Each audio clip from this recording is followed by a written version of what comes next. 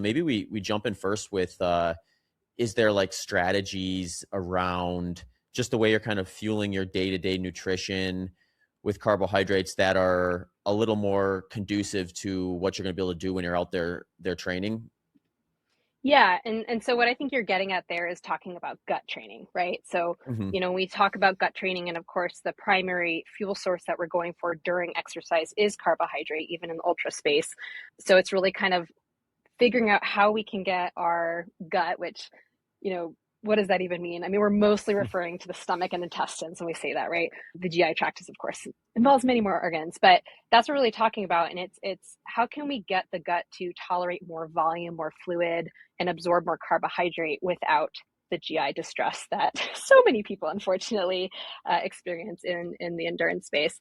And so, what's interesting about gut training is, people always think about, as you're kind of alluding to, it's like, yes, of course, the before, the during, that's really important about kind of practicing all of that. But people kind of forget that what you eat day to day also influences your ability to digest and absorb carbohydrate without as many issues. And of course, as many things are, like, we need more research in this space, right? But we do know that a higher carbohydrate diet can influence kind of the activity of the transporters and how many transporters we have in the intestine, and thus kind of allow for a greater absorption and oxidation of carbohydrate during exercise as well. So if we think about, okay, well, day to day, and I guess how I like to think about this just more holistically. So, we're talking mostly about carbohydrate today, but of course we can't just think about one nutrient. We are interested in all the nutrients as athletes. So if we think about kind of building a really solid foundation with our daily diet, and then a really solid sports nutrition plan kind of goes on top of that, right? So you can't really have one without the other. You can't have, like, even if you have your daily eating like really dialed and then your sports nutrition is just a complete mess and you're winging it, whatever, like, that's not great. But then you can have your sports nutrition totally dialed, but then if you're not eating enough day to day, then that's not going to be great either. So I always like to really remind people to think of both of these things together, and they're just building off of one another. And so when it comes to kind of the daily intake of carbohydrate, we know that carbohydrates are so important as a fuel source during exercise, especially during longer duration activity, and especially during higher intensity activity, right? And we also have to remind ourselves that carbohydrates are so important for so many other aspects of health. So it's a primary energy source for the brain. It helps protect your muscle, or preserve your muscle mass and protect your bones. It can help in some cases with iron absorption, with heart health, with gut health. I mean, there's so many things that carbohydrates are so important for, aside from exercise. So again, I know sometimes athletes can be really like, have the single focus on performance. But again, I like to remind people like to think about things a little more holistically. But when it comes to, okay, well, what are the guidelines for research-based guidelines for carbohydrate intake? We're typically looking at that range of 5 to 12 grams of kilogram per kilogram of body weight per day. So that's often where endurance athletes are falling, somewhere between that. And we can kind of break it down by thinking about, okay, well, yes, we're making these little like day-to-day shifts. Like one of the things you talked about, on your own podcast, but you talked about on my show too, is kind of how you change up your own carbohydrate intake from one day to the next, from one training phase to another training phase.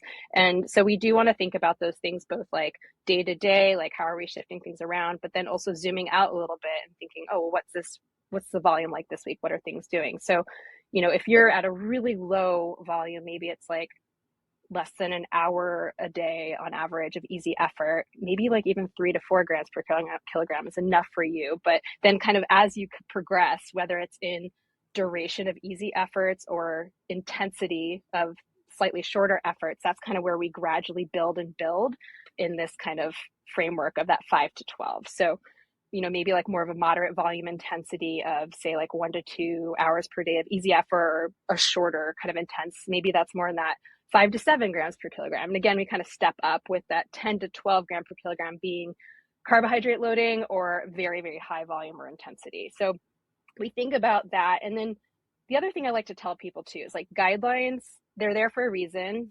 They're based in research. They're quoted heavily all over the place. They're not rules though, right? They're guidelines. So sometimes people get really freaked out because they calculate these numbers and they sound insanely high from what they're used to doing. And so even though I'm still advising that people work up to this level, like, again, these are goals, these are targets, and we can play around with stuff. And I know you're like the king of playing around and experimenting and all that. So, you do want to kind of think about what is my, like, what makes sense for me, what feels good to me, what types of carbohydrates I'm having. Again, this is something we talked about, like, fiber, like higher fiber carbohydrates, which have so much more volume in your stomach versus kind of lower fiber, simpler, easier to digest carbohydrates. So there's a lot of places we can go with this, but that's the general way I'm talking about it with people. Yeah, that was perfect. I was going to follow up with a question with the recommendations, because that's always an interesting one to me, because that number does sort of get thrown around. I don't know if it's intentionally casually, but it can be easy to be interpreted that way if you're kind of skimming things or not diving deep into what a conversation or something is referring to. And the way I always try to explain it is like, if we look at that range, because that's a pretty big range, 5 to 12 grams. And I think like, well, if we took someone like Connor Mance and look at his like typical workload and skewed him down to that 5 gram per kilogram, that is going to likely make up a minority macronutrient for him on a big training day. So you sort of have the situation where it's context specific with the individual's lifestyle, but it's also context specific within what they're doing inside their lifestyle. Because like all of us, Connor Mance also has an off-season rest days and things like that. So then there maybe is some opportunity for him to still be in the higher carb category at 5 grams per day, but probably not on his 20-mile long run with 12 miles of goal marathon pace in it or whatever he happens to be doing. Yeah. And I mean, I don't know, I have no idea what Connor Mance does for his diet, so I can't comment on that. But yeah, I mean, what I always, on a, like the big takeaway and like on the most basic level, I just am always trying to tell people with carbs and just generally with what they're eating, we have to match like how you're feeling yourself to the work you're doing, right? So again, like the basic thing is as you step up how much volume and or intensity you're doing, the more carbohydrates you need, the more total energy intake you need, protein needs are going up, fat needs, like everything's kind of scaling up, but like we do really focus on carbohydrate because that is such a big fuel source for people. So that's kind of that takeaway that I'm having people keep with them, at least on a basic level. Mm-hmm. When you're working with athletes and you kind of do an assessment of what they've been doing and you determine, okay, this person is low on their carbohydrates in terms of what we'd like them to be for what their goals are, is that something where you're going to gradually work that up over time? Or is it something where you can start kind of being a little more aggressive with increasing their carbohydrate intake quite quickly and notice some of the performance advantages? I'm always very gradual with anything I do. So in the daily diet, first of all, I'd much rather someone be adherent and be able to sustain a change that we make than, kind of try something and set themselves up to like not be able to do it. So typically, like I work with a lot of recreational, like very competitive, but recreational endurance athletes and other types of athletes. Everyone's very busy, and they might be dealing with other issues too. So maybe they're already dealing with GI issues, which, let's not load like a ton more carbohydrates on someone's gut or any other change. So yeah, I'm typically having them make small gradual changes and noticing those shifts and seeing how they're feeling. With carbohydrate, we also want to increase our fluid intake. So if you were to, and especially if you're also increasing fiber, we want to do that slowly. We want to add more fluid to that. The last thing we want is for you to be like bloated and constipated and just not feeling well, as that can happen if you increase carbs too fast, increase fiber too fast.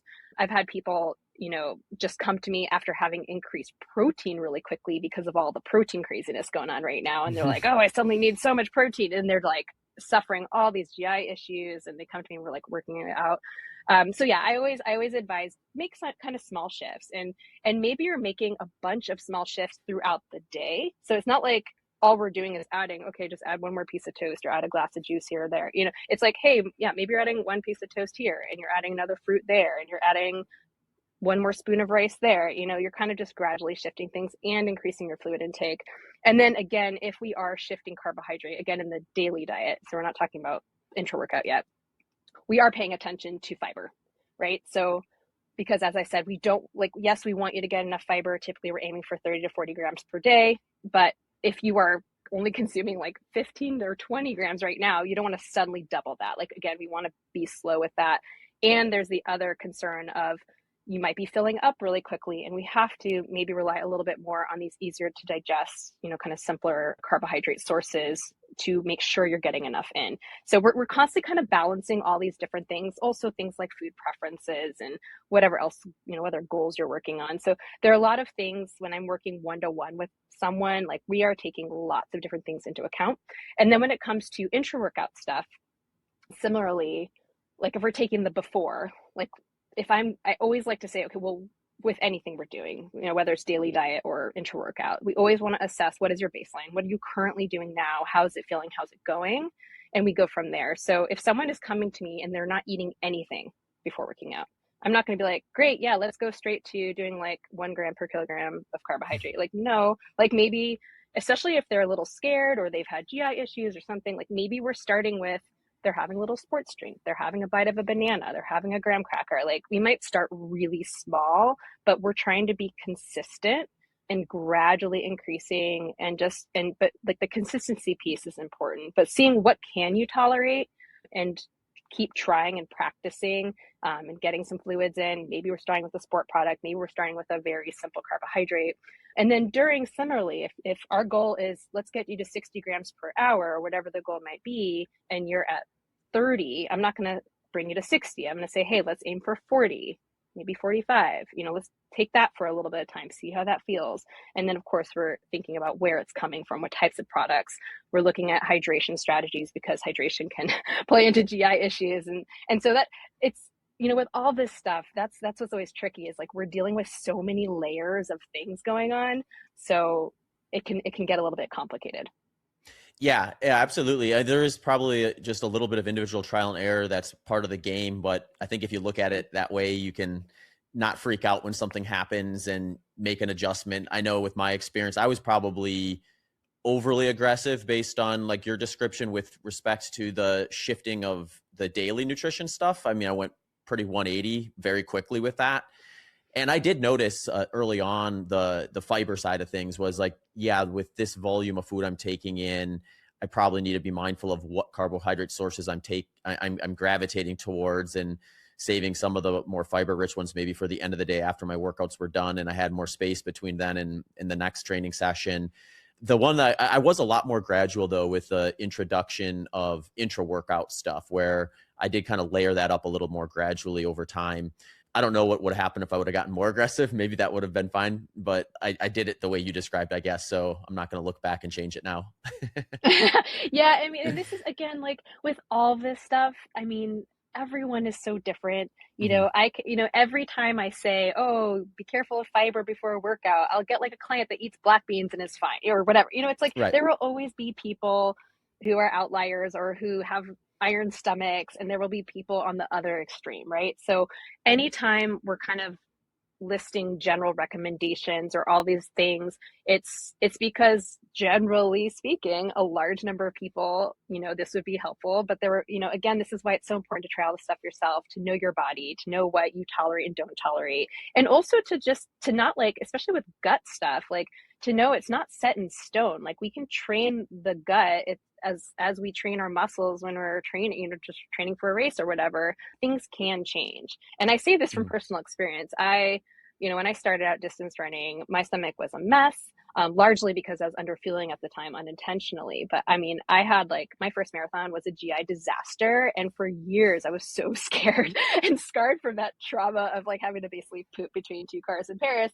And, it was just like, never again, But then I realized I'm like, I'm fine. I just needed to train my stomach. I needed to start eating enough. I don't have issues like that anymore. So it's yeah. So just not thinking like, oh, this is just how it is. One thing, many dietitians often say is like, just because something is common, it doesn't mean it's normal. And you also don't have to just accept that as your reality. Right. So, Mhm. don't be afraid to kind of keep playing around, and also don't like feel like despair, like, oh, all hope is lost. I'll be like this forever,